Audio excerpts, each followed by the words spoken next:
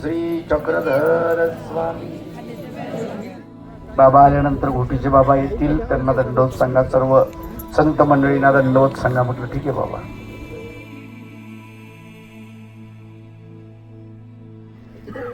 ईश्वराधिष्ठित संत, प्रतिष्ठित महंत, सद्भक्त, वासनिक बंधू आणि भगिनी करतात स्थान आणि प्रसाद या दोन्ही साधनाचा आपल्याला साधन मुक्त होण्यासाठी एक मनात आहोत, बंधमुक्त आहोत. सोयरी जमत नाही, मारते, झटके मारते, गुंतून पडते. आपलं असंच झालेलं आहे. प्रपंचामध्ये आपण प्रयत्न करतो, सुटण्याची आपण धडपड करतो, पण नाही सुटत काढायचं. स्वामी चक्रधर महाराज म्हणतात, जर सुटायचं असेल तर त्याला उपाय काय? अविद्या काढण्यासाठी भगवंतानं आपल्याला इथे आणलं आणि दुसरी बंधनं लावायला लावलेली आहे. मग ती बंधनं भगवंताच्या आज्ञेने लागलेली आहेत. आपण कितीही प्रयत्न केला, सुटणार आहेत का? नाही सुटणार. लक्षात ठेवा, नाही सुटणार. मग सोडण्यासाठी एकमेव आणि एकमेव भगवंत.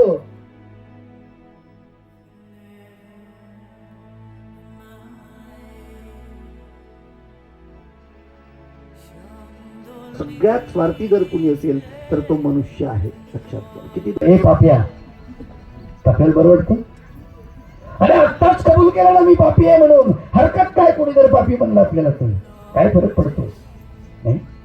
पण आपल्याला जमत नाही. लगेच आपल्याला ते टोचतं. आपण दुसऱ्याला कसं बोललं पाहिजे. वाणी अत्यंत मदाळ आणि रसाळ असलेली पाहिजे. स्वामी चक्रधर महाराजांच्या तत्वज्ञानाचा विचार करत असताना आपल्याला एकटं यायचंय आणि एकटं जायचंय. लक्षात ठेवा. एकटंच जन्माला येतो आपण. तिकडूनही आपण एकटेच आलो, जाताना सुद्धा एकटं जातो. लक्षात ठेवा.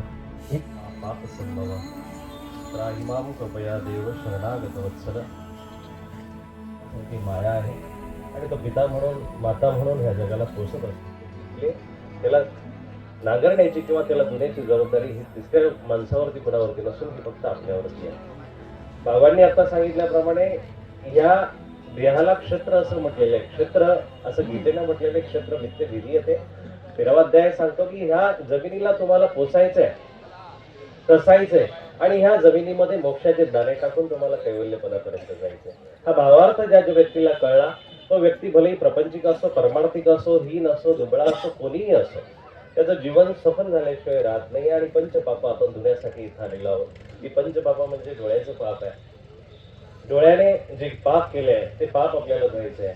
वाणीचं पाप आहे ते पाप आपल्याला धुवायचंय. कानाचं पाप आहे ते पाप आपल्याला धुवायचंय. हाताचं पाप आहे ते पाप आपल्याला धुवायचंय. पायाचं पाप आहे हे पाप आपल्याला धुवायचंय.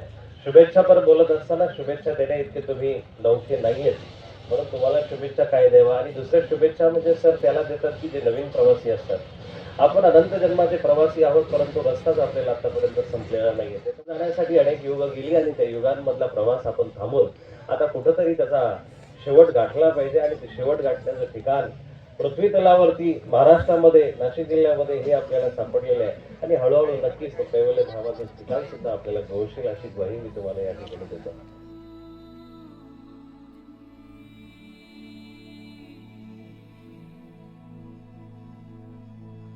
पर्यंत झाले हे पायाचं प्रायश्चित आणि हाताचं प्रायश्चित म्हणजे त्याचीच सेवा घडणे. त्याचा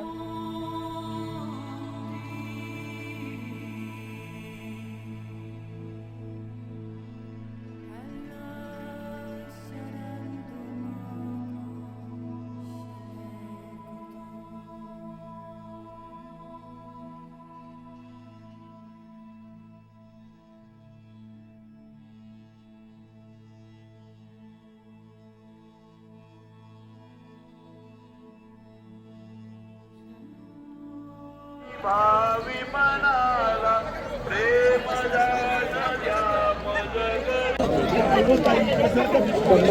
जागेची मर्यादा, भांड्याची मर्यादा आणि वाटणारी बाईक फक्त